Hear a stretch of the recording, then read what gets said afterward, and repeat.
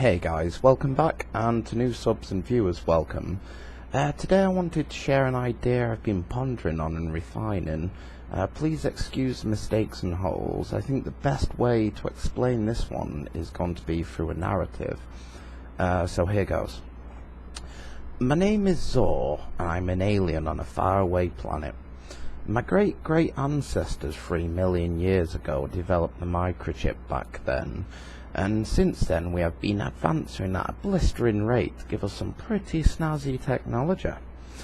I'm sitting about one day with my mate, Gwagnig, and I say, "Hey Gwagnig, you remember that robust but really efficient accurate laser we made a couple of thousand years ago for a laugh?"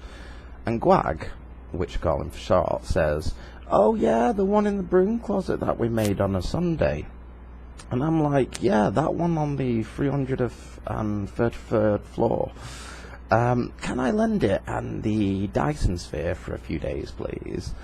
And Gwag is kind of curious, but he's like, "Sure, what do you have in mind, mate?" And I go on to explain, well, I thought I would hook the laser up to the Dyson sphere and then do some coding on the big quantum computer I keep on my wrist here to code the photons in the packets of the laser to do my bidding. And Gwag is nodding appreciatively, asking, "Can I do tell more?"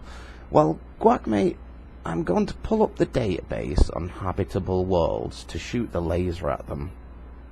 I will use an initial burst of the laser to move any specks of space rock and space debris out the way to leave a clear pathway to the target world, where I will then code a second burst of photons in the laser to try to penetrate the target's planet atmos as to reach the surface below. When the laser reaches the surface, I will pulse the laser to slow the atoms down in the material on the surface of that location, as to isolate each one so I can use them as building blocks.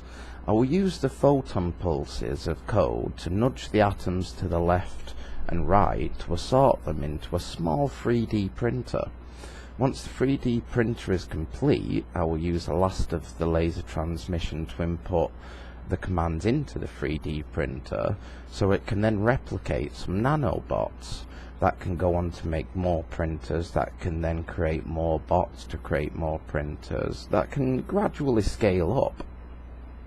Now, by this point, Gwag seems to have woken up and says, "I see what you're getting at here, but what are you going to do with those bots, mate, on that planet?" And I say, "Well, that is kind of a good question. I figure some of these habitable worlds will have life on them. If any of the creatures of the world become, say, bipedal, then it's likely that over time they will have a sufficiently large enough brain as to grasp basic concepts like mathematics. So I'm going to use my bot army there to create a structure that can house a collection of data that will help lead the species on to becoming a spacefaring civilization." I mean, I won't be too blunt with it. I was tempted to draw some basic symbols the local savages might be able to connect up with, but you know what hierarchies are like. The head of the tribe will say God left them there for them, and the populace will just spend the days praying to that person. Instead, I think I will leave the data in the structure itself. That way they can spend a few generations working out the mathematics on it all, and it should really speak for itself. I mean, at first I thought maybe have the bots design the big R structure, so I can use the planet's electromagnetic energy to feed a diamond laser there to send us back some data, and to alert us to the species coming of age, say. But I don't really know if the structure will be intact by the time they've worked out fusion and fission and things, so I will likely just set a tamper alarm on the thing and just forget about all the structures on the different worlds until one is activated. I was thinking of perhaps having the bots check for local wildlife on the planet to kidnap some and genetically enhance, any good dexterous potential species there. But, no rush. Let them just develop on their own. It's far more fun that way anyway. And that's the end of the story, guys, the narration. I put it into a story to try to transmit it as best I could, the idea, simply as I could as well. This concept is kind of intriguing to me. It deals with some fundamental issues with space travel. You see, the most effective way we know, really, apart from the odd wormhole in the cosmos to travel from A to B, is to travel at the speed of light. I mean, scientists have pondered on transmitting data on lasers through the universe before, as to send it from A to B. However, the main problem with the idea is there is no receptacle device that can receive the laser and the data.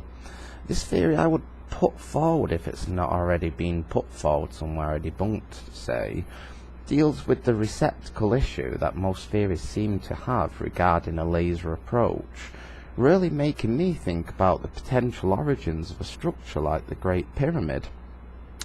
On this and our occasion, I think it is unlikely that this method was used to create the Great Pyramid, though the Great Pyramid does have 3D print-like qualities. But it also leaves me with the thought of what humanity may be able to achieve in the distant future too. So I hope you enjoyed this stuff, and it's some good food for thought, say, and I didn't sound too crazy there. Thank you guys for watching and dropping in, and stay sharp, and my next videos I think I will be back to my usual stuff. So thanks again, and take care.